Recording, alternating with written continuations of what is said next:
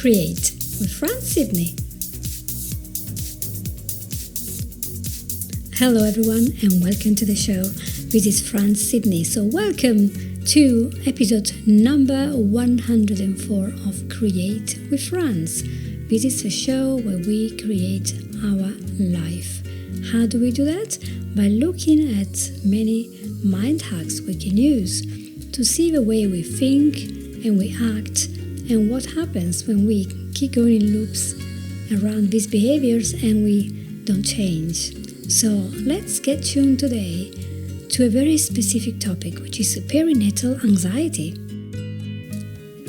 Now, if you have been around anyone who is pregnant, you might have noticed a little bit of anxiety, which is absolutely normal because, according to the NHS, up to 10 to 20% of pregnancy, or 1 in 8 women, they just don't have a baby in the end. There is something that goes wrong, and miscarriage is very, very common. So women are aware of that, and their husbands are aware of that, so everybody gets a little bit worried, especially in the first 3 to 6 months. Once a baby is viable in 6 months, a lot of anxiety goes away because, it's a lot easier to save a baby if something goes a little bit not in the right way. However, while it is very good and normal to be concerned for the baby and to look after ourselves so that we look after this embryo and fetus and future baby, there is a point where this is becoming a problem because we are worrying so much that we are actually developing a form of anxiety, which is a lot of stress, fear that something will go wrong and they will completely change and affect our days so much we cannot function anymore, and we routinely do a lot of weird stuff. We see that it's not right, but we can't stop it because we are so jittery and worried, and this happens for many, many reasons. So I thought that I would just talk about it today for just a little while. Let's see how it goes. Now, as a premise, we are all surrounded by so much information from everywhere, the internet, books, the doctors, the friends, people who had babies, people who never had babies. And so not all the information we get from everyone else is useful, is true, or is good and appropriate for us to know about at that moment. Some of the information about giving birth or having children, young children in the home, can sound downright scary for people who have not experienced it. You will see that second-time mothers are usually much more prepared than first-time moms because they know what's going to happen. So, as doctors always say, common sense goes a long way. So, we also know from medical studies and from normal, GP chats that being so concerned that we get anxiety may actually affect the future health of a baby, emotionally and physically, and not just our own emotional health. So it's important that we learn good ways of keeping our anxiety and worry under control so that we can gain as much peace as possible during the pregnancy and during the birth and afterwards. And what really matters is to establish a really good foundation. This foundation is not what I'm going to talk about today because that is really part of, what a midwife will tell you, a GP, and of course, as you will probably guess, is to have very good nutrition, so complete nutrition, because you're having 2 people that need macronutrients and minerals and vitamins and everything. So there will be like a whole sort of episodes from a specialist point of view, which is not what I'm going to talk about. Then you will need exercise, so you want to talk to somebody about exercise, maybe yoga, stretching, because it's so useful to feel great. You will need rest, and you will need sleep. And I know you're going to say, but don't worry, I'm not going to discuss this with you because that is not my area of expertise, and I'm only just talking about the emotional part of being anxious. Okay, so if you have any questions that you want to talk to specialists like midwives or your doctor or whoever is a antenatal person that can help you at your hospital, etc., it's not going to be me. A small little thing that I wanted to add is that, of course, if we spend an inordinate amount of time reading horror stories of what can happen to a woman while she's pregnant, or when she's giving birth. If we even focus on what can possibly go wrong, we're just going to intensify any feelings of fear or uncomfortable worry about being pregnant, giving birth to any child of any size, because some gruesome descriptions just shouldn't be even on the internet, because you just get really worried. But things can happen to anyone, even driving the car. That doesn't mean that we should, before going to drive every morning, we should read about all the accidents, look at all the photos of what possibly happened, so we are prepared. The best way to prepare for a journey is to learn how to drive the car and to be alert to what comes from the right and from the left. So as a matter of fact, as I well remember from my 6 pregnancies, it is very, very typical that when you have an estrogen going up, you will feel just so emotional. In fact, a lot of people find out that they are pregnant because they are so emotional. They are crying a lot, they're feeling sad, they have this intense wave of emotion for everything, and they answer back to everyone, and they're like, why am I like that? And then we do a pregnancy test, and ta-da! You are expecting a baby. Oh, that's why I felt like that. Okay, now that feels better, but I'm still very sad and upset about everything. So there is a really good level of estrogen there that is involved. You're not going mad. It's your body going a little bit mad. So don't worry too much about it. It will pass. And in a lot of cases, only lasts 3 months. In other, it lasts a little bit longer. And so once again, your GP, your midwives have a point of information to go and not look for horror stories, but look for factual information on what can possibly happen. But don't worry too much if you realize that you're getting a little bit worried and upset about certain things, because that's really part of the experience of being pregnant and thinking about what's going on, why am I shutting down, why I'm just so full of these new emotions. And there is a point though when this stuff just creeps so much into our daily life, and then we are not functioning properly anymore. We are crying all the time. Well, that is the right time to approach a therapist or a professional to talk about what's going on. And this is especially true if we are getting in our mind intrusive images, ideations about harming the baby, dying, killing, anything like that comes to our mind. We should be on alert and realize that research has shown that this can happen to some women, but we are not actually planning to harm the baby just because the idea is there. I wanted to quote Dr. Sarah Orrick, who is a reproductive psychiatrist, and I watched one of her Med Circle videos, and she was saying that as long as we feel horrified by negative thoughts about getting rid of a baby, which is like an alien inside us, all is fine. We're not delusional people who will take negative actions. However, if it is happening all the time, and we feel like we don't want to leave a bed, we're crying all the time, feeling suicidal, feeling want to kill the baby, okay, that's still the time to check with a doctor. What's going on? Is it my hormones? What's there? Can you help me? There are many, many levels of such type of anxiety that can affect women, and at times this anxiety might feel completely overwhelming, and you might feel as if you're going to die. You're going to have a heart attack, and this is a real panic attack. So what happens is your anxiety is so high that your body is giving a physical manifestation, believing that the thoughts that are there, going in loops, are true.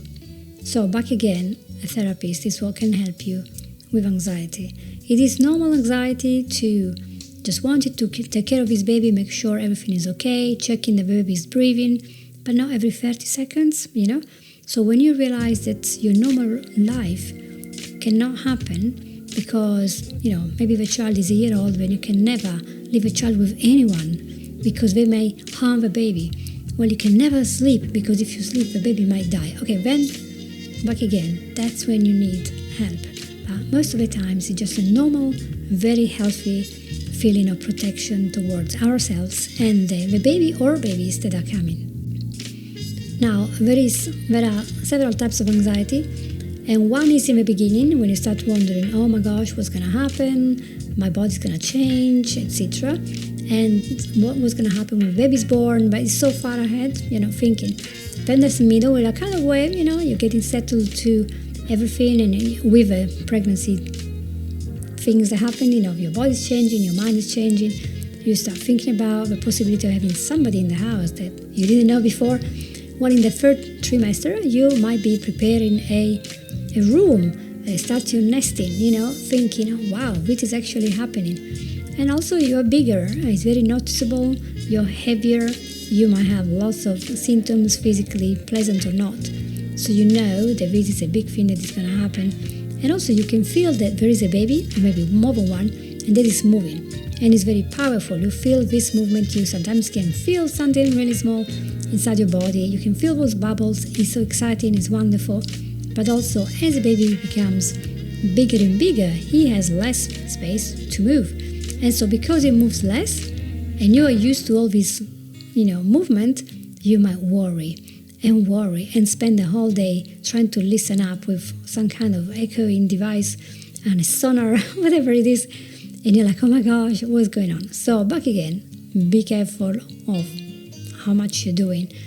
Are you just fretting for anything, or is this a normal baseline for you? So just get maybe the help of a person who you're living with to check with you things, so that you can just breathe deeply and relax, and not just go absolutely berserk about everything, because that's not going to help anyone. As time goes by, your anxiety might have a little difference. For example, you might be super concerned about the fact, oh my gosh, I'm going to give birth and this is going to be painful. What am I going to do? Is there any painkiller I can use? What if it doesn't work? Because we all read those horror stories when the woman was not in a position to have a painkiller because she was at the supermarket or in the elevator, and then nothing happened. It was this very fast birth and things happened. And, we don't know what's going to happen, but worrying about it is not the same as getting prepared for that. It's just a different way, and it's such a waste of our energy. It is much better to prepare than just to worry about something. And so the concern that can fill your mind until you're absolutely worried and sickening worried, it could be about anything. You could be worrying, oh my gosh, my life is about to change. How am I going to be able to sleep with one or two children in the house? I already have children. It's so hard. What am I going to miss up when I'm not going to work for several months? I'm going to be left behind. And then what if the baby's sick? Will I be able to find a good pediatrician to take care of him? How is he going to react to all these injections when he's young? Is he going to be poorly? Is he going to have flu? What am I going to do? So the questions come and come and come, and there is a point when you have to say, well, that's enough. I just tackle them one by one, but I don't have to be worried all the time about these problems. And the thing is, there is, back again, a baseline of thinking about all this stuff that can happen. Some will be pleasant, some will not be very pleasant. But the problem is when a normal concern of a good mother becomes something like racing thoughts. When we realize that this list of things that are going to happen in our mind, none of them are good. So we realize that we can only focus on the bad things that are going to happen. We cannot concentrate on anything else. And we realize that there is something on our stomach. It's not the weight of a baby. It's that you can't breathe well. And you can't breathe because you're almost on the verge of a panic attack. Or you might feel a lot of heat, and it's not the heartburn. And you have a stomach sickness, but that's because you are so anxious, you're agitated. And some people become very angry when they're in this condition. So you have to see when there is adrenaline that is coming in and is pushed by all this anxiety, all your body will tense up and things will happen. And so we have to really try to learn that there is a difference between what we are thinking and what the truth is. There's a massive difference. We always have to check with evidence what we're thinking, okay? Don't take everything as if it's, out of a horse's mouth, that's what it's going to be. Just because Aunt Jane had a terrible pregnancy and birth or whatever, that doesn't mean we're going to have the same. So why does this anxiety happen? In some cases, because we are anxious individuals, we do not know how to cope with our feelings, because we were taught to hide our feelings, to make them very mild. When we were young, we were not allowed to cry, we were not allowed to rejoice or to move around much. We had to be seen but not heard, or maybe not even seen. And maybe emotions were a difficult thing for us. And as we grew up, we might realize that this problem is still present. And then maybe we need some counseling, some group work, some coaching, whatever you find useful, a book, a course, whatever you want, to learn how to deal with feelings. And that's a very important part, thinking about yourself, pampering yourself, nourishing yourself, and learning how to have coping mechanisms. Because you cannot eliminate the pregnancy, but you can turn off, turn down, soothe a lot of these unwanted, negative, racing thoughts. And the fact is that when you are pregnant, your body, your mind are constantly checking continuously if everything is okay there, if the baby is okay, if your heart is okay. So all your senses are heightened. That's why you have a much better sense of smell. As I remember, I was as good as a dog. I could smell anything from miles away. I couldn't go to any place because everything stank badly. I won't tell you what it was, but it was horrible. And then, the third month, poof, I went back to anosmia. I can't smell anything pretty much. And it was heaven. I can go again to have my eye tested, whatever, because I couldn't smell anymore the bad stuff on the carpet. So all our senses are becoming stronger and more alert because they have to pick up anything. You had a sixth sense there to tell you what's going on. It's the mother that says to the doctor, I notice there's something. I don't feel good about this. There's something going on. The doctor said, no, all is fine. She said, no, check me. And we realize the fetus is not developing well, it's got a problem, and having the proper scan. And we see there is an issue because she could feel there was something different about this baby. So it is good that our body is having all these mechanisms to protect us and to help us. And we should be happy that we can follow the gut feelings. And we will notice, and we sometimes will enhance the smallest problem. And we might even tend to overthink. Even very simple stuff. We're going to overthink it, thinking, oh my gosh, this is going to really damage me, or the baby might die if I do this, if I do that, if I sleep in this position, if I do too much of this or that. And the looping of the thoughts that we can stop.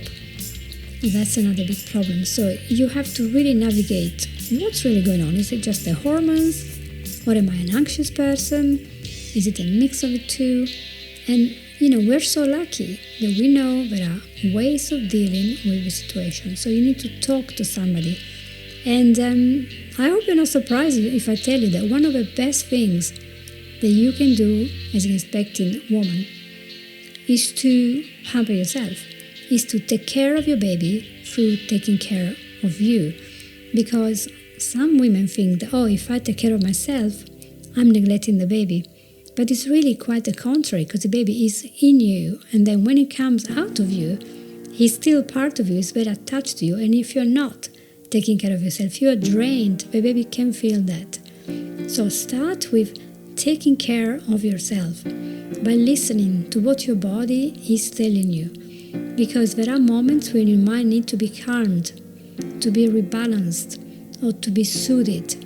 And so there are very simple tools that you can use. For example, learning how to breathe deeply. This will be so useful if you go into a normal natural labor, learning to relax after the contractions and how to breathe very deeply. It's a very good help, because if you are tense, everything's going to feel a lot worse. I'm not going to say that through relaxation you can have a whole birth in a breath. That happens to some women, but not to everyone. So it is good to be prepared. But being relaxed during pregnancy, learning how to breathe, how to be kind of detached a little bit, that is so good for you. And the baby can feel that it will be a calmer baby if a mom is calm. Because of that, meditation is also very suggested for those who can do it. Yoga classes. This doesn't mean you're going to be upside down unless you want to, but really means to sit down and do your stretches and feel just nature around you. Breathe deeply and just do something slow. They will center you. Then there is massage, a very special massage for pregnant women. There are swimming classes for pregnant women. And there are other free things. For example, walking in the nature. And you think, oh, everybody knows that. Yeah, but are you actually doing it? Or are you spending the whole day painting with toxic stuff the walls of a nursery room? You have to get yourself out in nature, whether it's winter or not. Pregnancy is 9 months, so there is time for both. Walk in nature, walk on the grass, sit on a bench, sit near a tree, look at the animals, breathe, and remember, this is only 9 months of your life. It's not going to be forever, and the good feelings you want to treasure and to remember, and anything negative you want it to pass by and you wave it goodbye because you don't want anything bad to stay for a long while in your mind. And you might not be surprised if I suggest to find good books. It is not good to be always online with social media, etc. if that's going to be scary for you, but it's an excellent idea to get those books you always wanted to read and get them out and read some when you don't know what to do with your time, if you're feeling a bit restless and you want to rest but you can't really sleep. Maybe read a page or two of a good book instead of going online and check your messages. It's so good to read. Even after, when the baby is born, I remember reading books while I was nursing the baby because it was a good time. We're going nowhere. Here's a good book. And there was internet, but it was a lot better to just read a book in a really funny position, I remember. But it can happen. And also another good thing is to write in a journal and see how your feelings are changing, all the emotions that you can have, and the fact that,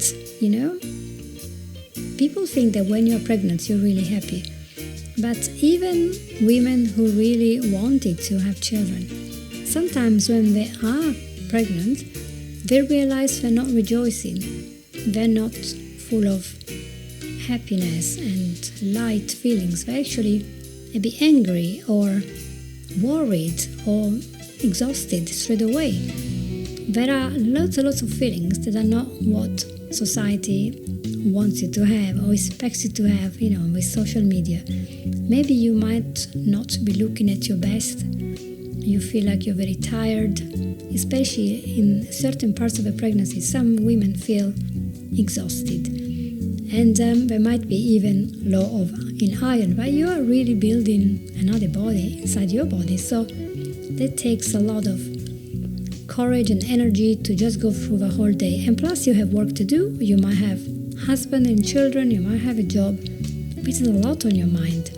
So it's important to understand, to just think for a minute what you can do every day to nourish yourself and to start well. Of course, there will be many women who are very independent. They want to work until the very last day. They want to do everything on their own. And they want to do all the decorating of the rooms and all the repairing of the clothes, everything on their own. And then they end up exhausted, angry, frustrated, and stressed out. In pregnancy, it is so important that we make a list of what we need to do, what we want, and what we're planning to have during the 9 months and after. And it's a really good time to ask for help from our family, from our friends, from our colleagues, or a professional, depending on our needs, and be very clear. Sometimes we are not helpful because we're not telling people what we want. And I get it. Sometimes we don't know what we want, but sometimes we do. And if we are specific about our needs, we will avoid so much frustration and so much wasted time, even from people who really want to help us. So don't be so independent they deprive others from a chance of giving good service and, maybe laugh and cry together when you're having a bad day. And you really want to find out what are the tools that you will need mentally, physically, spiritually, emotionally, so that they will allow you to take care of yourself take care of a baby when he or she is born, or the babies. Some people have twins and triplets, and it's a lot of work, isn't it? And so if you start thinking about the tools you will need, instead of thinking what can go wrong, think how you can prepare for what's going to happen. And that is always better. So I hope that this was helpful to understand the difference between the normal concern of a good mother and the anxiety that is out of hand and that can get us completely distracted from a normal life and focused only on the things that can go badly. We can do a lot if we ask for help, if we reach for a professional, and if we take some time every day to just be still for a minute and to be grateful for the good things that we have and to enjoy the small things, to enjoy those small moments, because they can help us to counter those other moments and days where things are not going well. We might be a little bit worried about something. So remember, our brain cannot focus on two things at the same time. So when bad thoughts come to your brain, you need to be able to know how to get the thoughts out of your way so you can feel calmer and soothed again. There is an information overload everywhere about this, so you can easily find loads of relaxation, YouTube videos and MP3 files. There will be apps, there will be all sorts. But if you need help because you really cannot relax in this pregnancy, you're worried about everything, work, disease and how you're going to feel, and you're starting to feel really, really tense, then that's the time to contact a professional. And you can choose which one. I can help with your anxiety and with coaching to get you to clear up what is actually the real concern that you have. Because sometimes we think we're concerned about one thing, but that's only the tip of the iceberg. And there is something underneath. And my specialism is to get down to find out exactly, to pinpoint what is that we are really worried about. And sometimes that's why hypnosis is so good, because hypnosis can help you to go back to the past and find out again that moment when you felt the need to be soothed and you didn't get it, or you couldn't be soothed by somebody else, or you couldn't relax, or you were not good enough, whatever there was. And that event is still in your mind today on a subconscious level and is affecting your response to the pregnancy. So that's a time when hypnosis can be very, very useful. There is also another thing that you can do with hypnosis, and that having one of these birthing hypnosis recordings, which are, you can listen to them basically when you are expecting as a form of relaxation, and they help you to really relax and get all your muscles really limp and loose instead of being tense. It helps a lot to sleep better, because some people find it really difficult to sleep anyway, but when women are pregnant, especially in the last 3 months, it can be a little bit more difficult. They might be a little bit hot and heavy, and I feel like, oh my gosh, I can't sleep. They might be up very, very early because, in the last month you will be going to the toilet a lot more because the pressure on the bladder is there. So all these things make it really hard to sleep. And that's why you use an anxiety recording, a calming recording, a labor recording. So these are all recordings that are made for you, call you by name and help you to relax, to breathe, to be positive, and to remember the joy of birth, to prepare you for everything that happens during the birth and afterwards, and to really enjoy the baby. And the good thing about it is that when you're so relaxed, your baby can feel that. And that's amazing. The baby knows, when it's older, especially after the first trimester, the baby can feel the love, the acceptance, the energy from the mother and from the environment. And sometimes I hear from my colleagues that they had sessions with people and they went back all the way to when they were in the womb, and they heard their parents arguing, and they remember those things. They were not wanted, they were not loved, and because of that they had problems later. So remember this and just be calm as much as you can. Learn to love this baby that is within your body. Learn to love yourself. If it is so difficult, come to me and I will help you with RTT, hypnosis, coaching, all the tools I have to get the anxiety out of the way, to get you to relax, to enjoy as much as you can, and if there are problems, to be comfortable in the problem, to be able to know that you can do this. Millions of people have been giving birth in all these hundreds of thousands of years, and they did it, although it was difficult and in some occasions painful.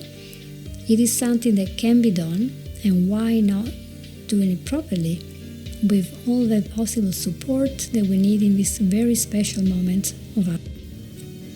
Okay, so this was all for today. So I hope that this episode was useful for you. I realize that 50% of my audience will not be interested because not everyone is pregnant, or maybe not everyone has a friend or a wife that is pregnant in this moment. But it's just so good to know that we can be helpful around people who are pregnant and help them to feel a little bit better about the whole thing. There's so much to worry about. So I hope that this was an episode that gave you some ideas and some suggestions. And if you have any comments, just let me know. You know how to reach me. And please feel free to share this episode with anyone who might enjoy listening to it. And click, share, and write a review if you feel that it was as good as you wanted. So thank you so much for being with me, and I hope you will have a great day. Take care. Bye.